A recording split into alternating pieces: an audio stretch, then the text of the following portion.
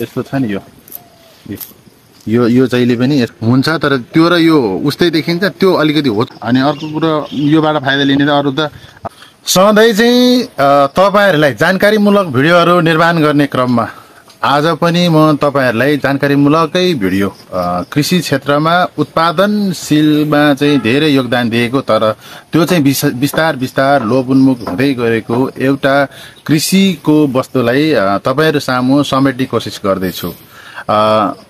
नमस्कार, म नेपाली कृषक usmanwaiba हेटौडा 19 नेहरपानी मकवानपुर बागमती प्रदेश नेपालबाट लागौं आजको विशेष मुख्य विषयतर्फ। त्यो के रहेछ त तपाई भिडियोतर्फ लागेपछि पक्कै पनि देख्नुहुनेछ। र त्यो भन्दा पहिला तपाईले एउटा फेसबुकबाट हेर्दै हुनुहुन्छ भने एउटा लाइक अनि कमेन्ट अनि शेयर पनि गरिदिनु होला, किन भन्दा यस्तै किसिमको जानकारीमूलक तपाईहरुलाई रहोस् भनेर।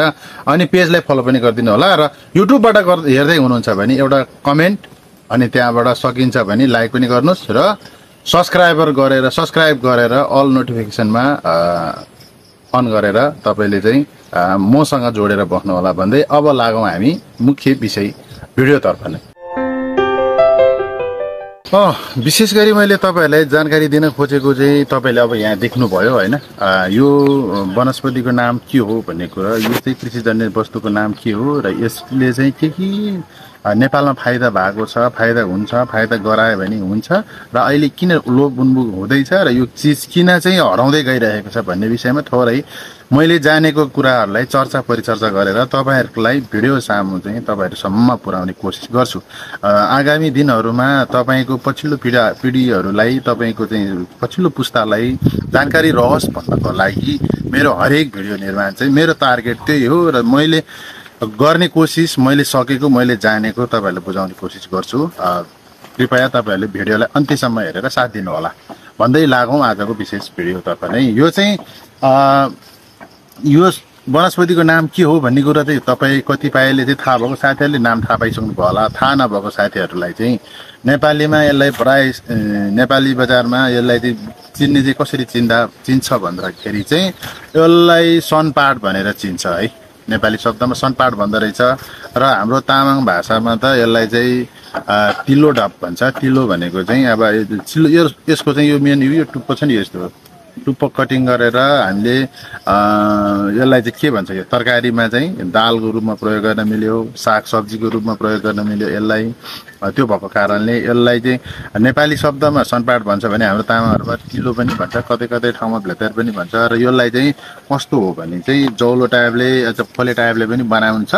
सँगसँगै तपाईको यो उसले पनि के भन्छ, यो उमालेर सागलाई उमालेर यसलाई चाहिँ फ्राई गरेर पनि बनाएर खान सकिन्छ र यसलाई विभिन्न किसिममा मिसाउन सकिन्छ। जस्तै आलुमा मिसाएर तरकारी बनाउन खान सकियो यसको साग सब्जी है। हाम्रो चाहिँ बारीमा विशेष गरी प्राय जस्तो तरकारी खानालाई मात्रै प्रयोग गरेको छ र यसको तरकारी मात्रै होइन, यसको फाइदा जन्ने चिजहरू अन्य चिजमा धेरै चिजमा छ। केमा छ भन्दा एक नम्बरमा यसलाई चाहिँ हामीले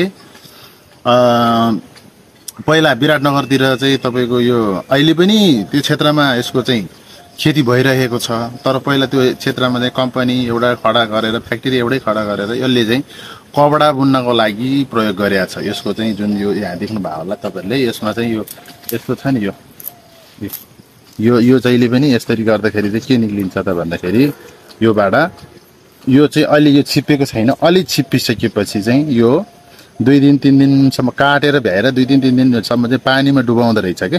पानीमा डुबाइसकेपछि यसलाई हल्का तोडमोड गरेर सुकाएर उहाँहरूले चाहिँ प्रशोधन गरेर कपडा बनाउने रहेछ। यसलाई पकाएर प्रशोधन गरेर कपडा बनाउने काम गर्दो रहेछन्। यो भनेदेखि यो यसबाट चाहिँ के बन्द रहेछ त भन्दा कपडा बन्ने भयो, तपाईहरुले चाहिँ सुतरी भन्नु भएको छ नि हैन, सुतरीहरू यहीबाट बन्ने रहेछन्।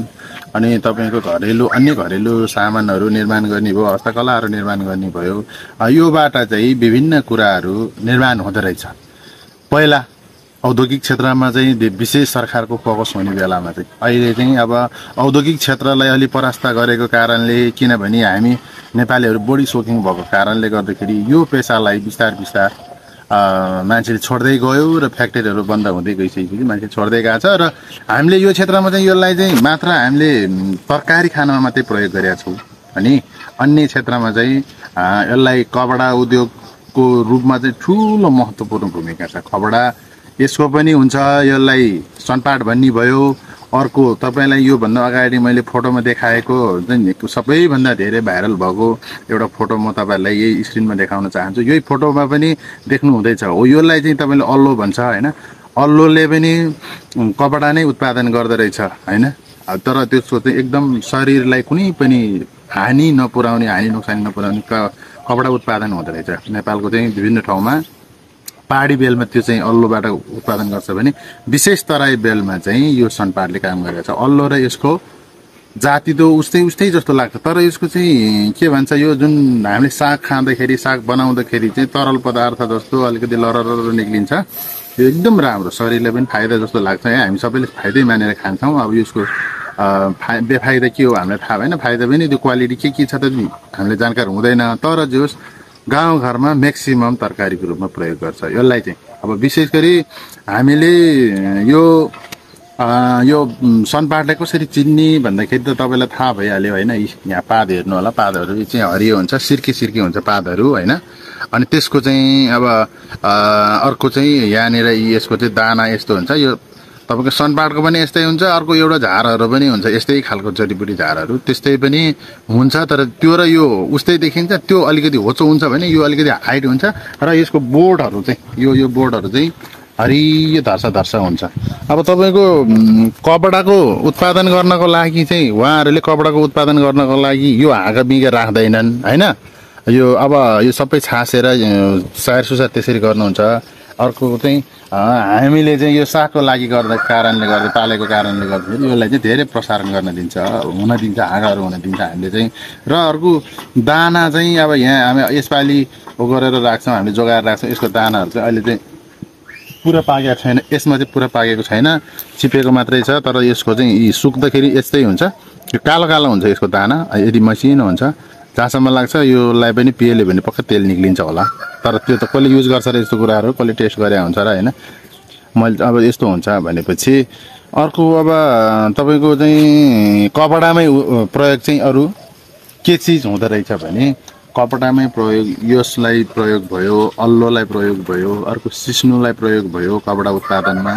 अर्को चाहिँ सबैभन्दा बेटर नेपालले चाहिँ प्रतिबन्ध गराएको, हाम्रो देशले नै कानुनी रूपमा प्रतिबन्ध गराएको चिज जुन गाँजाको हुन्छ नि, गाँजाको जुन ठुलो बोर्डहरू हुन्छ नि। अहिले हाइब्रिड त्यो गाँजा मात्रै उत्पादन हुने कि गाउँघरमा हेर्नु होला अहिले पनि हाइब्रिड नभइकन लोकल गाँजाको बोर्डहरू देख्नुहुन्छ। यहाँ घरको धुरीभन्दा अग्लो हुन्छ हो। त्यस्तो ठाउँमा त्यसरी उत्पादन भएको गाँजाको बोर्डको पनि यो जुन बाहिरी छाला चाहिँ कपडा उत्पादनमा प्रयोग गर्दो रहेछ। अनि अर्को कुरो योबाट फाइदा लिने त अरू त अब त्यो कपडा उत्पादनको लागि छाला काम भयो भने भित्री रूपमा यो चाहिँ जुन डाँठहरू हुन्छ अलिक ठुल्ठुलो हुन्छ, डाँठहरू चाहिँ हामीले दाउराको रूपमा प्रयोग गर्न सकिने भयो।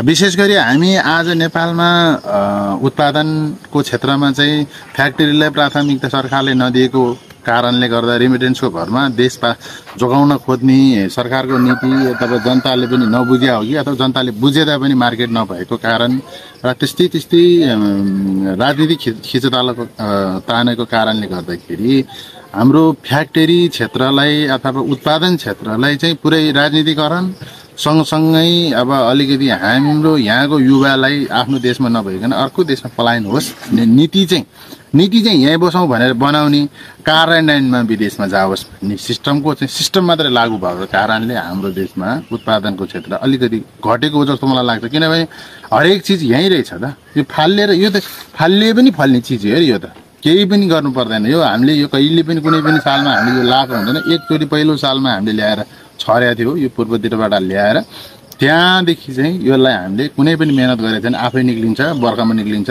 अथवा पानी परेपछि यो अटोमेटिक निक्लिन्छ। यसको पानी पर्ने बित्तिकै निक्लिने जात यति सजिलो चिज। गाँजा पनि तपाईँले देख्नुभयो होला, बिना सिद्धीमा भिर पाखामा पनि हरियो भएर त्यत्तिकै निक्लिरहेको हुन्छ नि हो। त्यस्तै चिजहरूलाई सही तरिकाले युज गर्न नसक्नाले, प्रयोग गर्न नजान्नाले हामी नेपाल देश गरिब भएको होला जस्तो मलाई लाग्छ। भन्दै आजको भिडियो तपाईँहरूलाई कस्तो लागेको छ? अहिले यतिन्जेलसम्म तपाईँले हेरिदिनु भएकोमा तपाईँलाई विशेष धेरै धेरै धन्यवाद। र तपाईँले हेरिसक्नु भएपछि तपाईँ सँगसँगै जोड्नु भएको अन्य साथीहरूलाई देखोस्, उहाँहरूले पनि बुझोस्, जानोस्, उहाँहरूले पनि सिक्नु होला भन्नको लागि चाहिँ एउटा लाइक, कमेन्ट अनि सेयर पनि गरिदिनु होला भन्दै आजको लागि म नेपाली कृषक उस्मानवाइबा हेटौँडा 19 नेहारपानी मकवानपुर बागमती प्रदेश नेपालबाट छुटिन चाहन्छु। हस्, धन्यवाद। जय कृषि, जय किसान, जय नेपाल।